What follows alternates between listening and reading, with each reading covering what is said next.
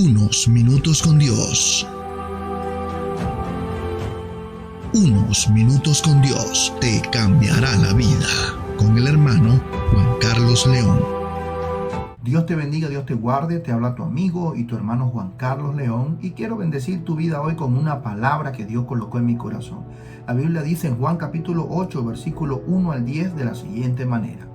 Y Jesús se fue al monte de los olivos. Y por la mañana volvió al templo y todo el pueblo vino a él. Y sentado él les enseñaba. Entonces los escribas y los fariseos le trajeron una mujer sorprendida en adulterio. Y poniéndole en medio le dijeron: Maestro, esta mujer ha sido sorprendida en el acto mismo de adulterio. Y en la ley nos mandó Moisés apedrear a tales mujeres. ¿Tú pues qué dices?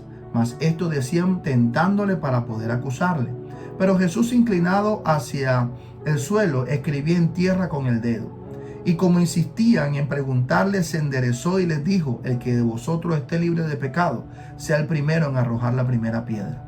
E inclinándose de nuevo hacia el suelo, siguió escribiendo en tierra. Pero ellos, al oír esto, acusados por su propia conciencia, salían uno a uno, comenzando desde lo más viejo hasta los más postreros. Y quedó solo Jesús y la mujer que estaba en medio. Enderezándose Jesús y no viendo a nadie sino a la mujer, le dijo: Mujer, ¿dónde están los que te acusaban?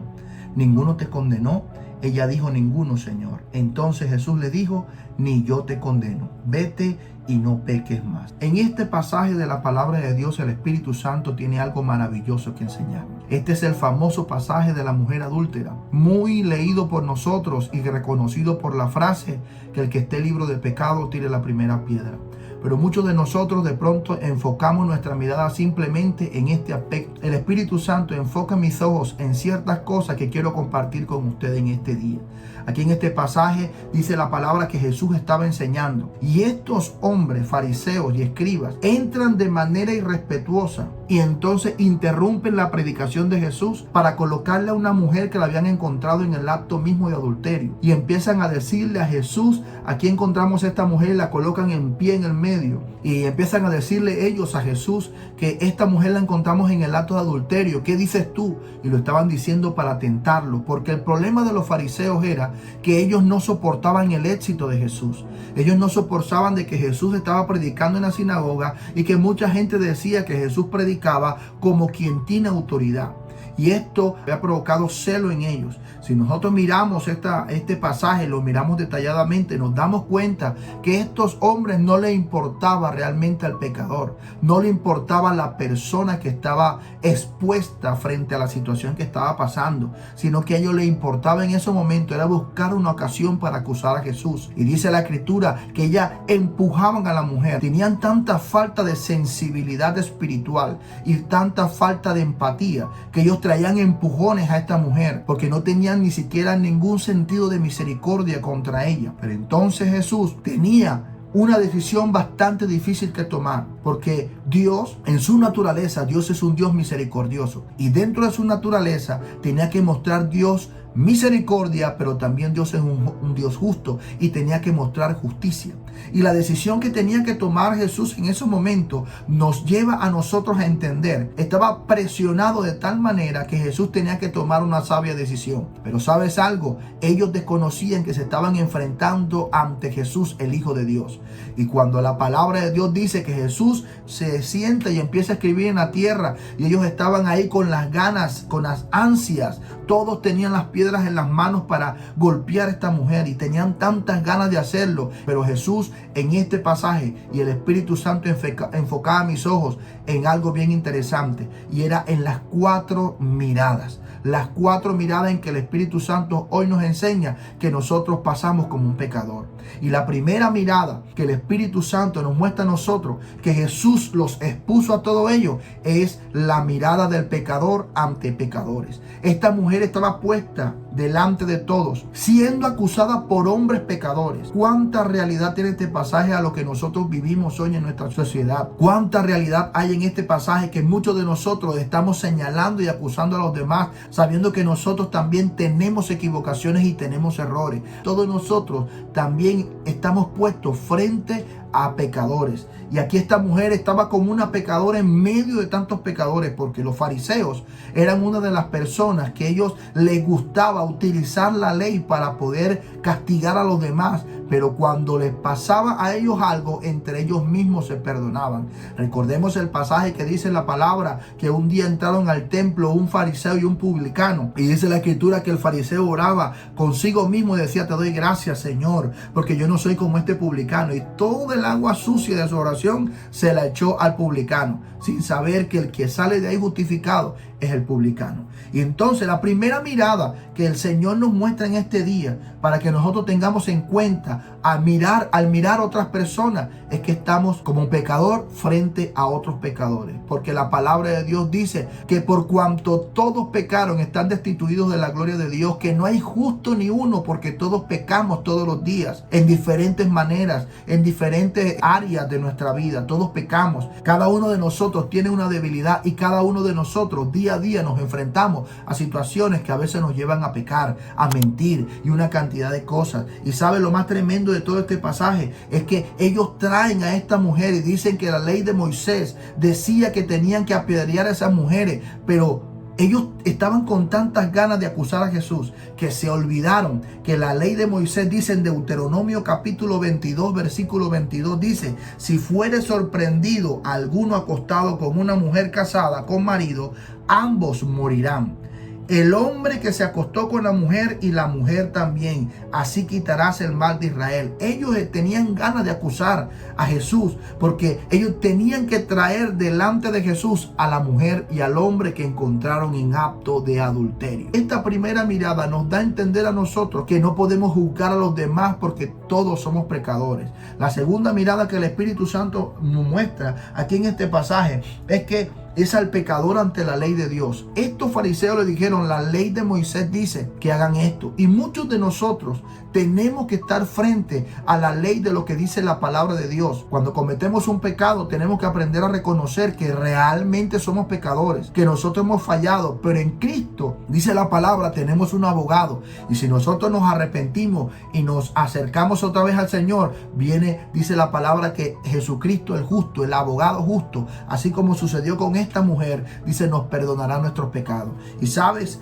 esta mirada ante la ley de Dios, nosotros nos podemos dar cuenta que la ley de Moisés decía que eran los dos que tenían que apedrear. Entonces la tercera mirada que nos muestra aquí este pasaje de nosotros es el pecador ante la conciencia. ¿Sabes qué fue lo que hizo Jesús? Jesús sabía que tenía que tomar una decisión difícil. Él es misericordioso y también justo.